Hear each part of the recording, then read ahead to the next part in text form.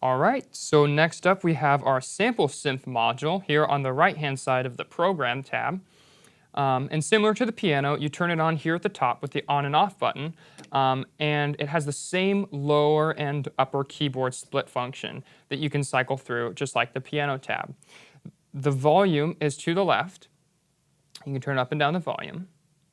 And to cycle through is almost identical to the piano and the program. You use this list knob here at the bottom, and you turn it, and what you'll see is that it'll cycle through the programs, but this time under the sample synth function. And to look through that as a list, you press the shift, and it'll cycle through. And once again, you have numerical, alphabetical, and categorical divisions of the sample synth packs. And in the categorical, you cycle through and release on the category that you want to browse through.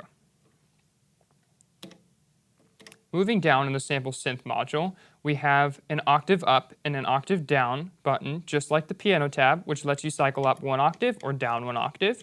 You have the same suspended or damper pedal function or control pedal. I think that the control pedal will most likely be more often used with a sample synth if you want to fade in those strings or fade in that synthesizer.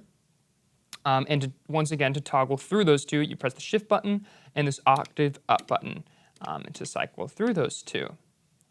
Underneath the octave down, you also get your sample info, just like the piano info. And to view that, you press the shift and the sample, and it'll tell you all of those, the size and the sample information. All right, so moving over to the right, we have a little bit of difference from the piano now. We have an attack knob and a decay and release knob. Now, starting with the attack, what this does is controls the attack of your sample synth pack. So I'm going to toggle here over to a strings patch. And if you turn the attack to 0, what this is going to do is start that sound right away. It attacks the sound immediately. And there's going to be that sharp transient at the very beginning. So check it out. The sound starts right away. Right? Now, if I start to turn up this attack, it's going to start altering it so that the sound doesn't come in immediately, but it kind of starts to fade in upwards on an envelope.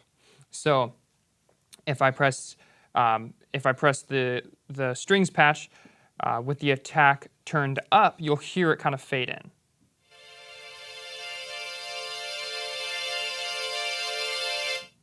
All right, so once again, attack all the way down. It's a stabbing sound, immediate attack. And if it's up, it fades in.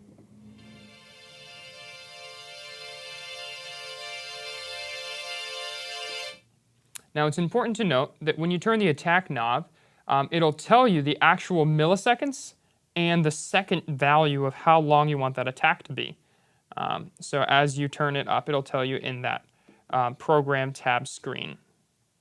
All right, so moving down, we have our decay and release knob.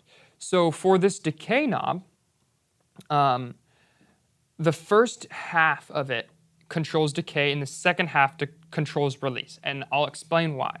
So if the knob is on the first half of it, or the left side of the knob, what it'll do is once the sound is fully attacked, like if the attack is all the way up and the sound has reached its loudest sound, it'll start decaying and the sound will start fading out, whether or not you remove your fingers from the piano. So check it out. If I play a note, it's going to decay and I'm not going to release my fingers from the piano. So, right? My hands are still on, but the sound is done. Okay? So as I turn up this decay towards the middle of the knob, that decay is going to get longer and that sound's going to hang out a little bit longer. So listen to the difference between a really short decay, right? Or is that? Really short. And as I turn up that decay,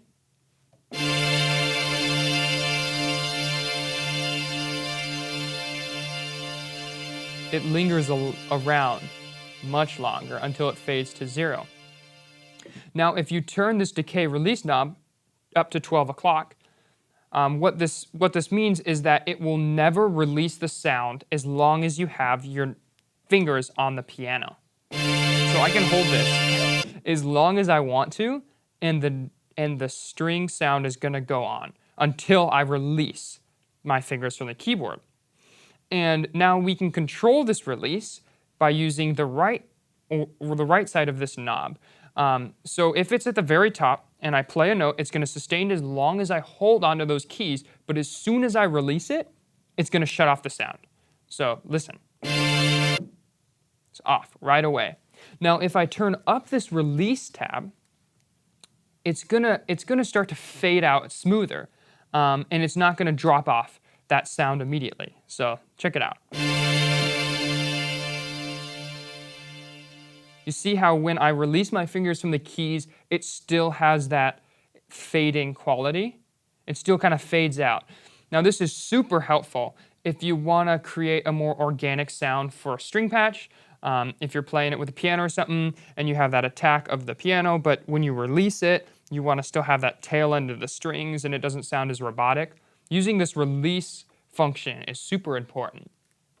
Something also good to note is not turning your release too high up, and to be aware that if you do turn it really high up, it's going to start muddying the next notes that you play. So if you're playing a bunch of chords, it's going to start overlapping and creating a muddier sound, which is cool if that's what you want. Just be aware that that is a function of the sample synth. All right, and finally, at the very bottom, you'll see that there is a dynamics and a filter button. Now, different to the piano patch, this dynamics, the higher that you go, is actually the more dynamics that you get, in contrast to the less dynamics you get on the keyboard touch. So once again, if there is no lights on this dynamic tab, you're going to have the least amount of dynamics in your synth patch. So it's going to be always loud. But if I slowly turn up these dynamic values, I'll have the capability to play really soft and really loud. Now this filter at the bottom, if I turn on this and I press shift and I turn on this filter, what this does is that it controls the dynamics with a filter. And so if I play really hard, it'll allow the high frequencies to pass through. But if I play really soft, it's going to cut out the high frequencies and just make the sound really mellow. So an example for this.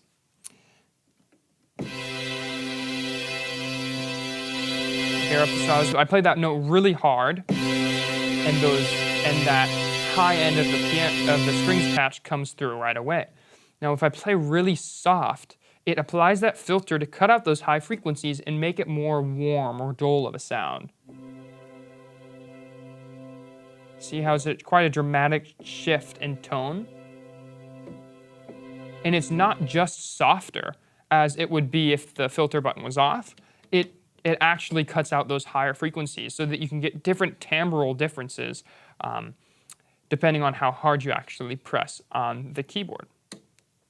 All right, that's all for the sample synth, and next we'll move on to the effects tab.